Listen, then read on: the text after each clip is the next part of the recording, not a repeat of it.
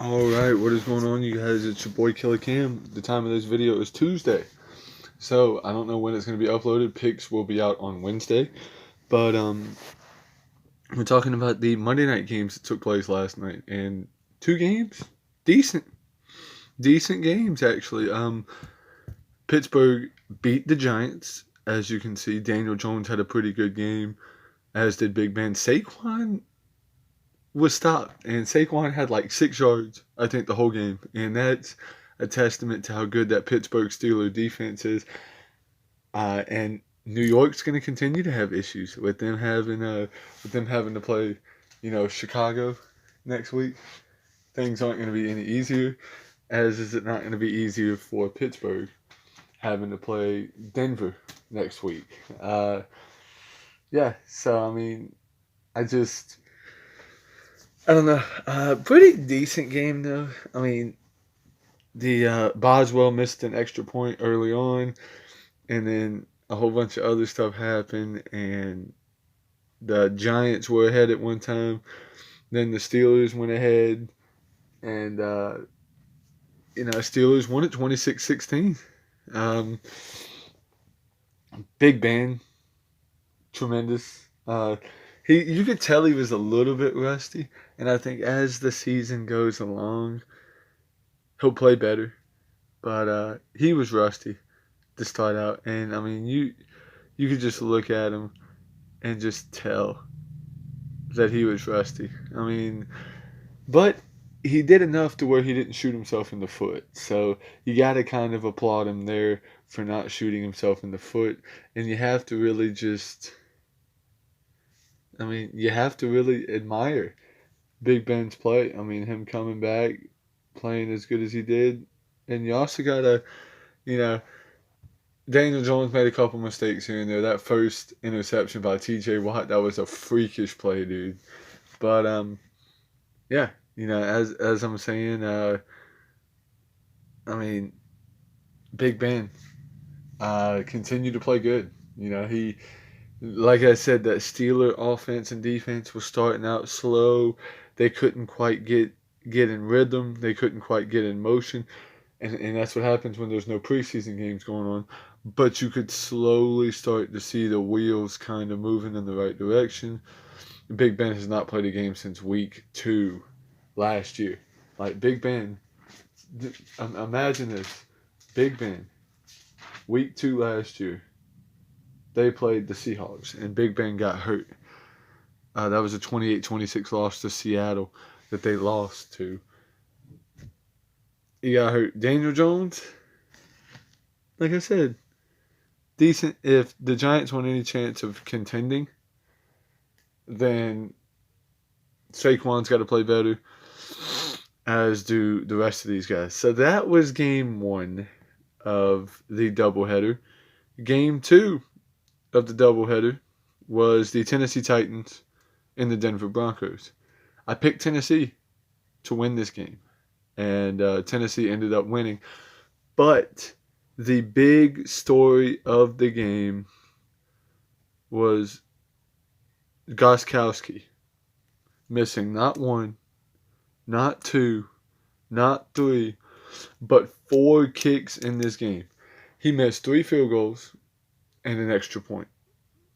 But he kicked the game winner with about 16 seconds to go to put Tennessee up 16-14, which they would ultimately win. So is there room for concern there with the Titans? I don't know. Because Tannehill was good. Derrick Henry had I think it was about 90 to 100 yards. Not quite sure off the top of my head. Drew Lock didn't shoot himself that much in the foot. And it was 7-7 going into half.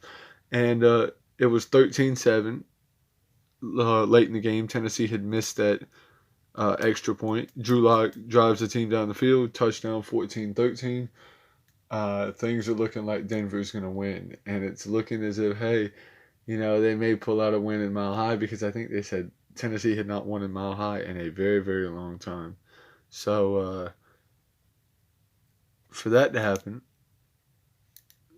and everything else that was going on, who knows? I just I don't know. It's a lot of issues that they had, and I just think that it's something that really needed to be worked on and something that needs to be approved with.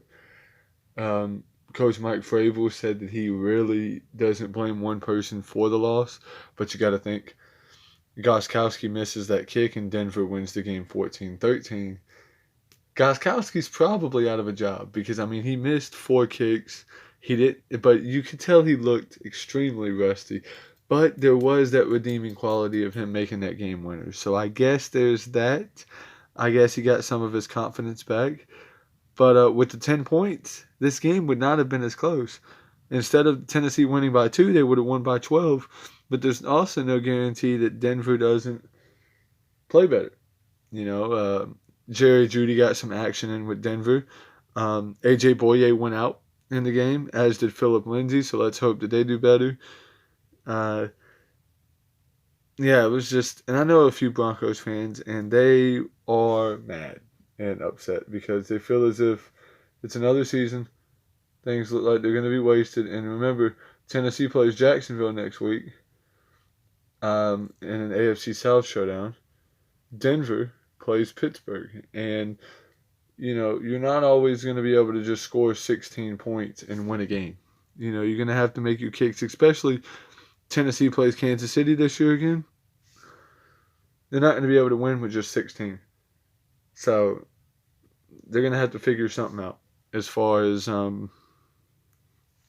what all it's going to go on. They're going to have to figure it out and figure it out in a hurry. Because if they don't, it's going to be an issue. And just Tennessee will not be able to win with just scoring 16. So yes, guys, as I said, there will be weekly recaps every week in the NFL, but it'll start being 4 videos instead of 3. So Thursday night, I'm going to try and get a video out. I'm not going to be able to see the entire game because I get off work at 10 and the game ends at 11, so I'll watch the highlights up until it gets live, and then I'll watch that game live at the end of it. Expect that video out Thursday night, Friday morning.